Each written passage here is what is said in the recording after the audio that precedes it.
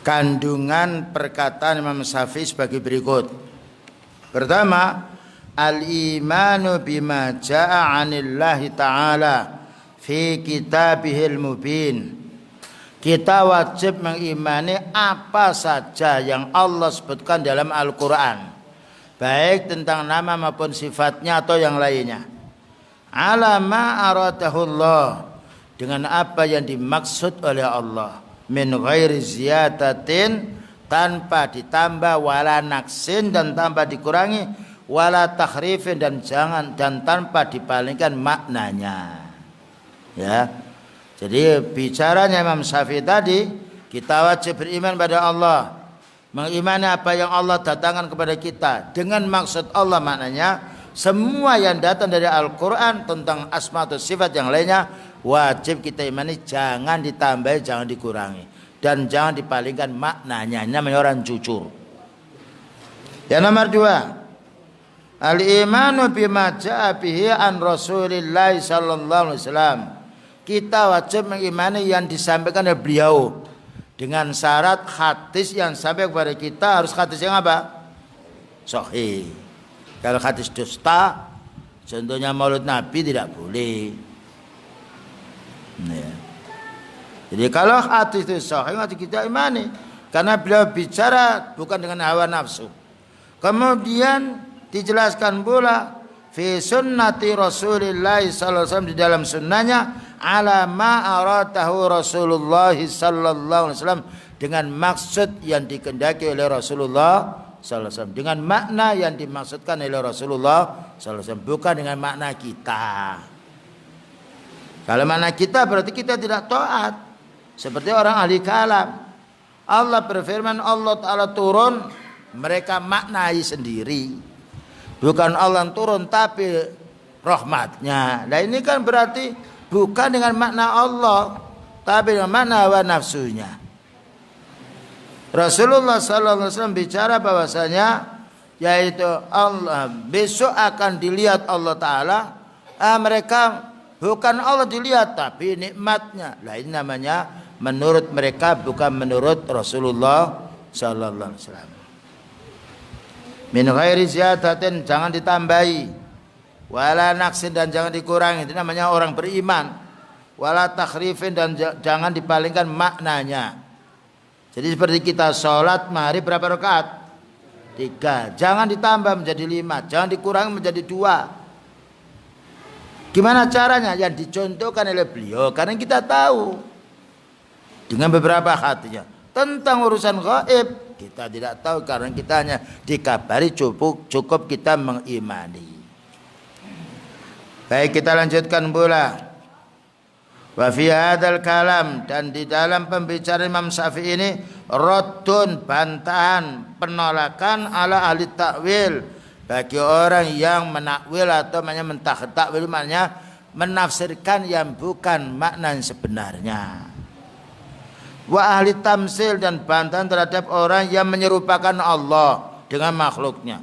Kalau Allah Ta'ala turun kan berarti sama dengan makhluk, itu namanya ahli tamsil. Ahli ta'wil, yang turun itu bukan Allah tapi rahmatnya, itu namanya ahli ta'wil. Ya. Li'anna kulla wahidin minhum, karena masing-masing di antara mereka, yang ahli ta'wil yang juga ahli tamsil ini, lam yu'min bima ja'anillah, tidak mengimani dari Allah, wa rasulihi, dan tidak mengimani dari Rasul, ala muradillah, yang dimaksudkan oleh Allah Ta'ala, wa muradi rasulihi, dan yang dimaksudkan oleh Rasulullah sallallahu alaihi wasallam. Jadi kita ini makhluk manusia yang tidak punya ilmu. Allah mengutus seorang utusannya dengan turunkan Al-Quran, ya kita imani. Yang dimaksudkan oleh beliau kita maksudkan, yang tidak dimaksudkan oleh beliau jangan datang dari kita. Nah, kan enak kan, kita itu kalau ikut itu enak. Mengapa kok enaknya? Kita tidak perlu beban pikiran. Sholat maghrib 3 rakaat, 3 rakaat. Kalau kita disuruh berpikir sholat maghrib terserah berapa rakaat, setiap imam beda, bingung makmumnya. Tapi kalau kita kembali kepada sunnah, setiap sholat maghrib 3 rakaat, di mana saja kita sholat 3 rakaat. karena tidak ditambah, tidak dikurangi, tidak dirubah. Fa inna ala ta'wil naqasu, maka ahli takwil mereka mengurangi. Gimana mengurangi? Mestinya Allah Ta'ala turun, tapi bukan Allah, tapi rahmatnya, berarti dikurangi. Wa ahli tamsil, dan ahli tamsil mengurangi karena apa? Karena Allah disamakan dengan makhluknya. Sifat makhluk itu sempurna apa sempurna? Kurang. Dan nanti kalau sudah tua, pikun, lupa. Sifat Allah sempurna, bagaimana disamakan dengan makhluknya? Zatu, akhirnya mereka menambah.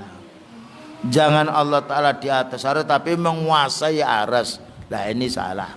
Baik, kita lanjutkan nomor 5. Wa ala hadha, seperti inilah darajat salafu, ulama salaf menempuh jalan dalam hal apa? Asma dan sifat. Wa aimatul khalaf radhiyallahu anhum, dan para ulama belakangan, namanya ulama sunnah. Maka ulama dahulu dengan ulama belakangan sunnah sama. Makanya tidak ada bedanya antara ulama sunnah dahulu dengan ulama sunnah sekarang, karena prinsipnya sama. Tapi kalau orang aklaniyin, ahli orang-orang Mu'tazilah berubah. Karena mereka harus mengganti maksud Allah Ta'ala dengan pikirannya. Sedangkan pikiran satu yang dengan yang lebih beda. Makanya pendapatnya Kullabiyah dengan Mu'tazilah beda, Asy'ariyah dengan Maturidiyah beda, Jabriyah dengan Qadariyah beda, Murji'ah dengan Khawarij beda. Karena otak itu enggak bisa sama. Masing-masing ingin menang, yang lain disalahkan. Tapi kalau kita kembali kepada Al-Quran dan Sunnah, kita mesti benar, karena Allah Ta'ala bicara benar. Kulluhum, maka semuanya ulama dahulu dan ulama sekarang yang ahli sunnah, muttafiquna, sepakat, alal ikrari, untuk menetapkan, wal imrari, dan menetapkan pula, wal isbati, dan menetapkan. Jadi di sini ada 3 kalimat itu dimaknani sama, karena bahasa Arab itu kosakatanya banyak, bahasa Indonesia itu sedikit. Jadi kadang-kadang 3-4 kalimat itu kita kesulitan membedakan satu yang lainnya. Maka ulama sunnah bersepakat menetapkan 5 warada minas sifati, apa yang datang berupa sifat, min kitabillah, dari kitab Allah, wa sunnati rasulihi sallallahu alaihi wasallam, dan juga sunnah rasulnya, min ghairi ta'arudin, tanpa dipalingkan, li ta'wilihi, maknanya kepada yang lain.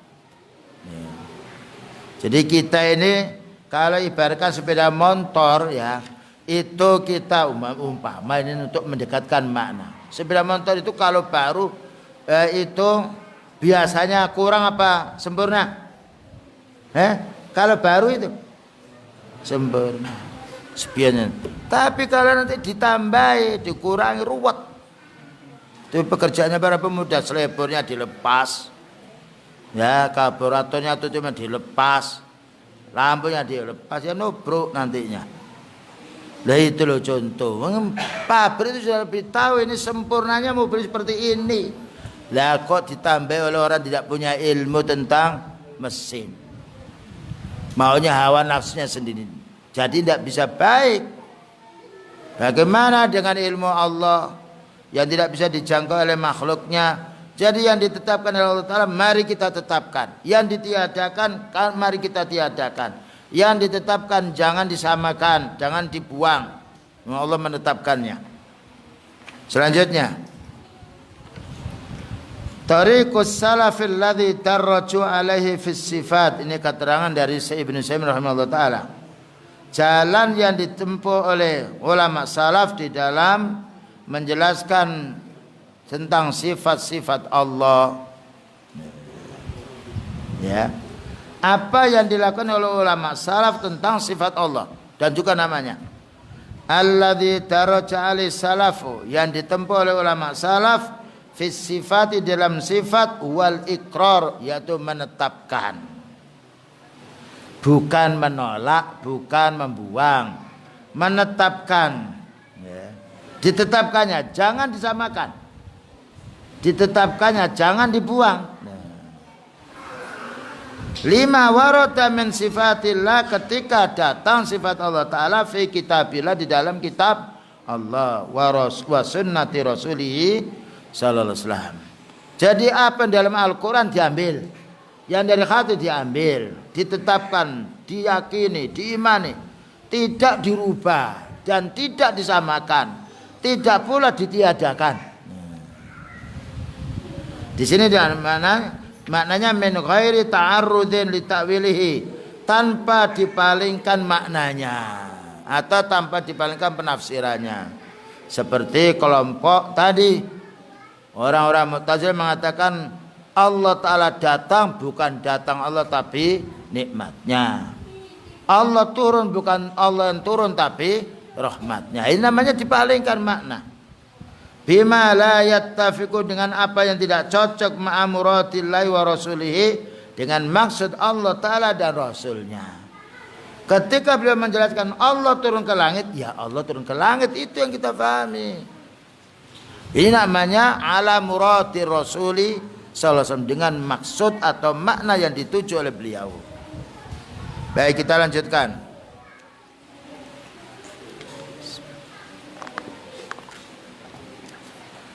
At-targhibu fis sunnah, wajib kita mencintai sunnah. Wat takhdhiru minal bid'ah, dan wajib kita menjauhi dan membendung bid'ah. Nah, sunnah itu lawannya siapa? Bid'ah. Sunnah itu musuhnya siapa? Bid'ah. Nah, lawan musuh sama. Makanya orang bid'ah mesti memusuhi apa? Ahli sunnah. Mata menyaksikan, telinga menyaksikan, pikiran benar. Tidak ada orang ahli bid'ah mesti yang dimusuhi oleh sunnah. Orang ahli bid'ah tidak memusuhi orang wanita telanjang, wanita tidak salah, enggak dimusuhi. Yang dimusuhi orang yang berpegang sunnah. Dan orang ahli sunnah mesti membahas tentang kebid'ahan, karena itu musuhnya. Nah, ya. Jadi itulah makanya kalau sunnah mesti semuanya baik. Kalau bid'ah semuanya apa?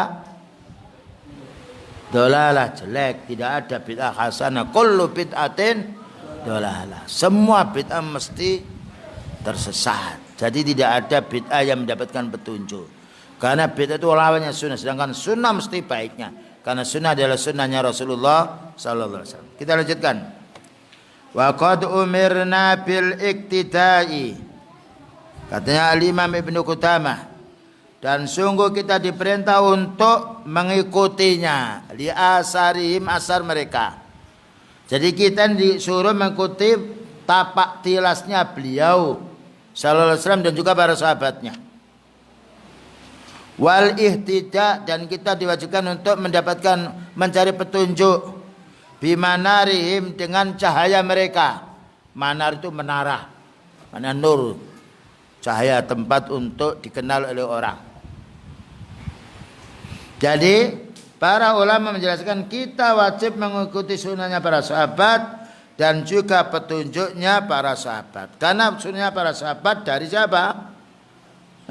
Dari Rasulullah sallallahu alaihi wasallam. Yang nomor 2, wa khudzirna, dan kita harus menjauhi, kita diharamkan. Ya, khudzir maknanya kita harus waspada, harus menjauhi. Al mukhtasati, ya, perkara-perkara yang baru. Maknanya perkara yang baru ini apa? Bid'ah, bukan mikrofon. Ya, selain sunnah, berarti yang baru itu model apa itu ibadah yang baru, berarti bid'ah. Ya, ibaratkan seorang petani, tanaman itu harus dipupuk. Yang kedua apa? Disiram, ya sama dipupuk. Ayo yang lain. Siram, pupuk itu kawan akrabnya. Nah, berarti berantas sama penyakitnya.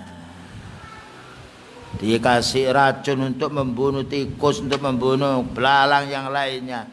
Lah sekarang kita pupuk sunnah ini harus mengikis kebid'ahan.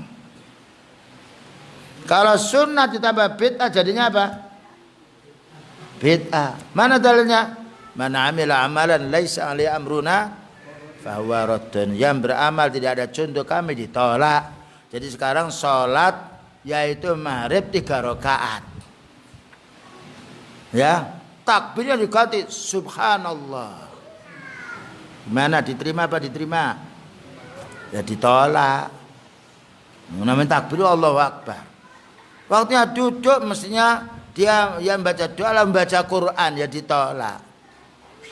Jadi ibadah itu sudah ada tuntunannya. Jadi jangan buat rekayasa sendiri. Wa ukhbirna, dan kita dikabari. Gimana? Wa ukhbirna, dan kita dikabari annaha minadh dhalalati. Sesungguhnya bid'ah itu termasuk tersesat. Dhalalat itu kesesatan yang banyak sekali. Nah, kita itu ingin mendapatkan petunjuk apa ingin sesat? Petunjuk fa inna khairal huda hudan Nabi sallallahu alaihi wasallam. Sesungguhnya paling baiknya petunjuk beliau. Wa syarrul umuri mukhtasatuha. Paling jeleknya ibadah itu yang baru. Faqala Nabi sallallahu alaihi wasallam, maka Nabi sallallahu alaihi wasallam bersabda, wajibnya kita mengambil sunnah dan menolak bid'ah. Maka beliau bersabda, alaikum bisunnati. Kamu wajib mengikuti sunnahku. Sunnahnya siapa ini? Rasulullah sallallahu alaihi wasallam. Sumbernya dari mana? Al-Quran dan hadis. Wa sunnatil khulafair rasyidin al-mahdiyyin min ba'di, dan kamu wajib mengikuti sunnah pengganti. Penggantiku yaitu para sahabat ar-rasyidin yang menunjukkan yang hak, al-mahdiyyin yang mendapatkan petunjuk min ba'di setelah aku meninggal dunia. Ya, jadi kita ini wajib berpegang kepada 5 sunnah apa 3 sunnah? Ya, disuruh ini kan ujian kan suruh milih. 5 apa 6? Loh 5. Kita wajib mengikuti 5 sunnah apa 6 sunnah? Baru ini loh. Loh kok 5? Ya, bagus. Jadi khulafair rasyidin ini maknanya para sahabat. Jadi kalimat sahabat itu ya bukan yang 4 saja. Jadi yang disebut di sini yang paling pokoknya. Jadi kita wajib mengikuti 2 sunnah. Sunnahnya beliau dan sunnah para sahabat. Lah sahabat khulafair rasyidinnya 4. Jadi kalau antum maksudkan 5, khulafanya 4 ya tidak mengapa. Tapi semua sahabat jadi ikutan. Dengan dasar beberapa hadis yang lain. Baik. Kemudian beliau menjelaskan addu 'alaiha bin nawajiz, gigitlah 'alaiha. 'Alaiha itu atas sunnah. Siapa yang bisa bahasa Arab di sini? Tahu dulu bahasa Arab? Ya, tangannya kok kiri. Nah, 'alaiha itu musanna apa jama'? Hanya itu. Loh, jama'. Yang lain mufrad. Nah, padahal tadi 2 sunnah.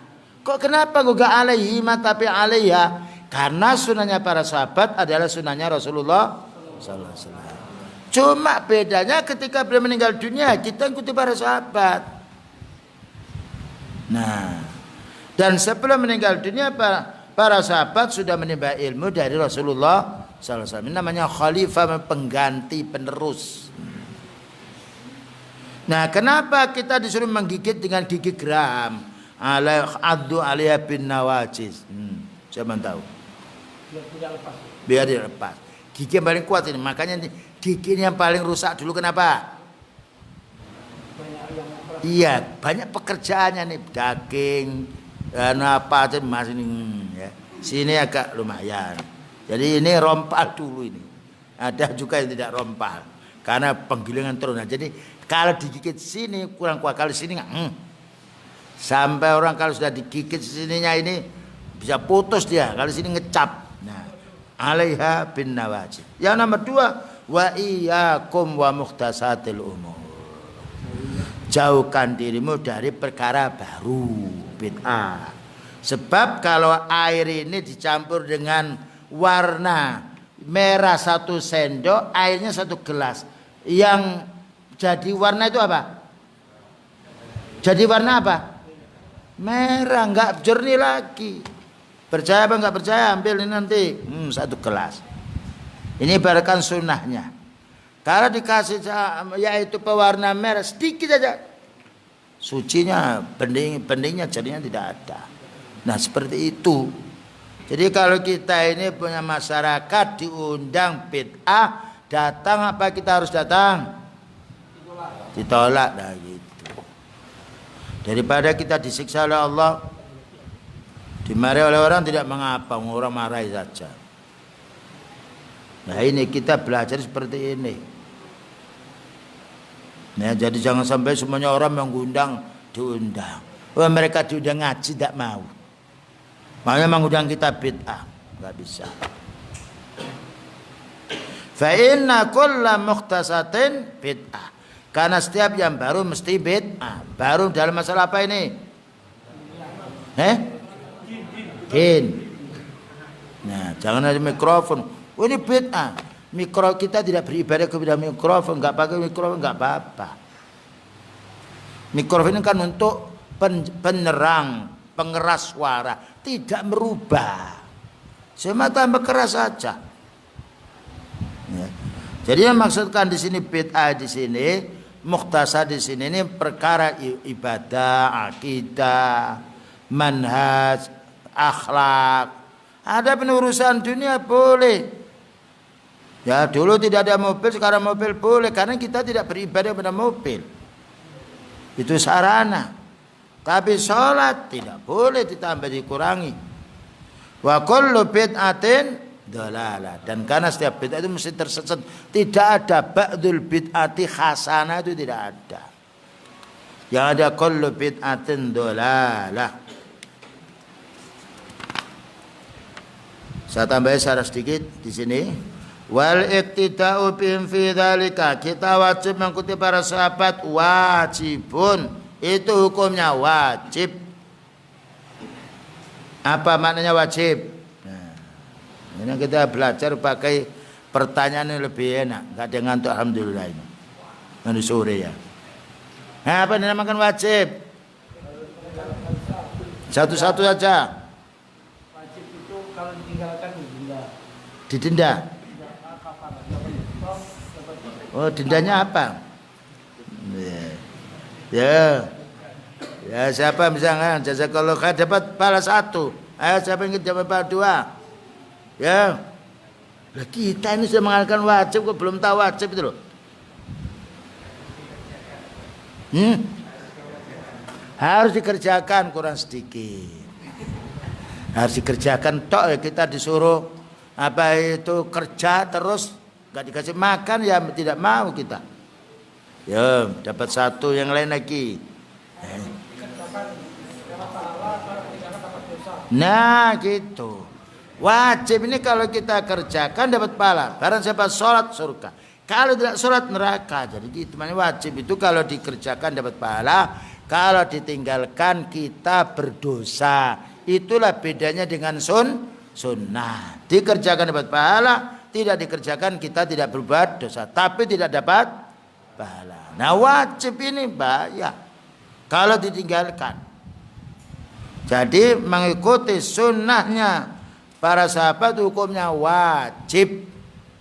Karena beliau mengatakan alaikum, wajib bagimu. Alaikum bisunnati wa sunnatil khulafa'ir rasyidin al-matin min ba'di. Kamu wajib mengikuti sunnahku, sunnah khulafa'ir rasyidin yang dapat melihat petunjuk dan menunjukkan setelah aku meninggal dunia. Adzu 'alaiha bin nawajis. Pegang sunnahku dan sahabatku dengan gigi geramu. Mana jangan lepas. Wa iyyakum wa muhtasatul umur, dan jauhkan kamu dari perkara yang baru. Jadi 2 ini supaya kuat sunnah kita. Setiap ada virus bid'ah jauhi. Jangan menuntut ilmu ahli bid'ah. Jangan mau diundang oleh ahli bid'ah.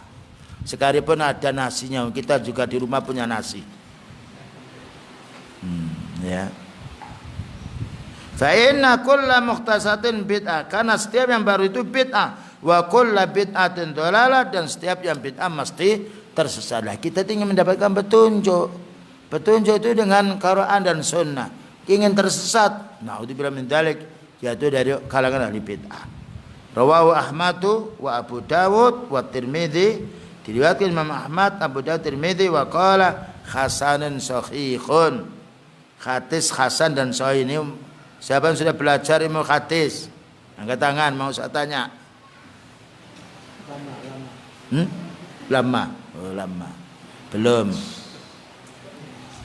Hasan itu maknanya daya ingatannya kuat tapi kurang sedikit. Kalau sahih itu tidak ada yang dilupakan sama sekali. Ingat, nah berarti sahih itu lebih tinggi daripada hasan. Cuma hasan ini bisa diterima apabila yaitu lupanya sedikit, tapi kalau lupanya banyak lemah, dhaif, hadisnya ditolak. Wa sahhaha Al-Albani dan disahihkan Al-Albani wal jamaah dan juga para ahli hadis. Wa sallallahu alaihi Muhammadin wa ala alihi wasallam. Subhanakallahumma wa bihamdika asyhadu an la ilaha illa anta astaghfiruka wa atubu ilaik. Walhamdulillahirabbil alamin. Wassalamu alaikum warahmatullahi wabarakatuh.